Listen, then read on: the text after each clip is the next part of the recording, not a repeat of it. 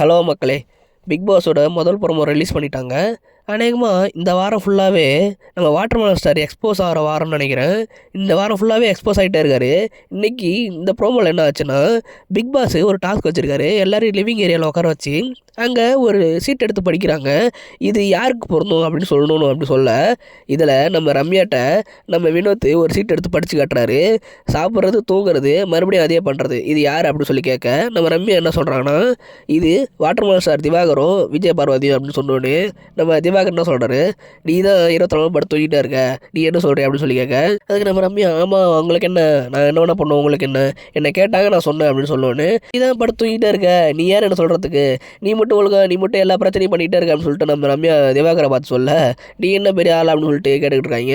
நம்ம ரம்யா, நீ எல்லாம் ஒரு ஆள், உன்ட்ட நான் பேசணும் அவசியமே இல்லை, நான் கிளம்புறேன், நான் வீட்டுக்கு போகிறேன், இங்கே இருக்கணும் அவசியமே இல்லை, உன்ன மாரி தேவையில்லாமல் சண்டை போட்டுக்கிட்டு என்னால் இருக்க முடியாது அப்படின்னு சொல்லிட்டு அவங்க கிளம்ப, போமா நீ எல்லாம் ஒரு ஆள், உங்ககிட்ட பழக அவசியம் இல்லை, நானும் பழகிறதுக்கு ஒரு தராதாரம் வேணும் அப்படின்னு சொல்லிட்டு சொல்ல, டக்குன்னு சபரி கோவமாகி என்ன தராதாரம்னு சொல்லிட்டு நம்ம வாட்டர்மெலன் ஸ்டார் கிட்ட போவ, என்ன நீ ஓரா பேசிக்கிட்டு இருக்க, என்ன தராதாரம்லாம் பேசிக்கிட்டு இருக்க அப்படின்னு சொல்லி கேட்டுக்கிட்டு இருக்க, என்னப்பா சபரி சும்மா ஓரா பேசாத, நீ குரூப்பிசம் பண்ணுற அப்படின்னு சொல்லிட்டு நம்ம திவாகர் சொல்ல, நான் குரூப்பிசமா, என் தங்கச்சி நீ சொன்னீங்கன்னா நான் சொல்லதான் செய்வேன், அது பேர் குரூப்பிசமாகவே இருந்துட்டு போட்டோம் அப்படின்னு சொல்லிட்டு நம்ம சபரி ரொம்ப கோவப்படுறாரு. திவாகர் நானும் பார்க்குறேன் வந்ததுலேருந்தே இப்படி தான் பேசிக்கிட்டு இருக்காரு.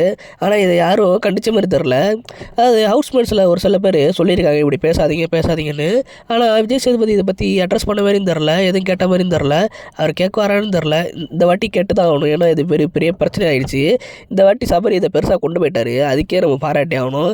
ஏன்னா இது எத்தனை நாள் தான் நம்மளும் பார்த்துக்கிட்டு இருந்துடல, இவர் உள்ள உட்காந்துக்கிட்டு எல்லாரும் தராதாரம் பார்த்தா நான் பழகணும் அப்படின்னு சொல்லிட்டு இருக்காரு. கிட்டத்தட்ட இவர் ஜாதி பற்றி தான் பேசுறாருன்னு எல்லாருக்குமே தெரியும், அங்கே உள்ளே இருக்கிறவங்களுக்கும் தெரியும், வெளில இருக்கிறவங்களுக்கும் தெரியும்.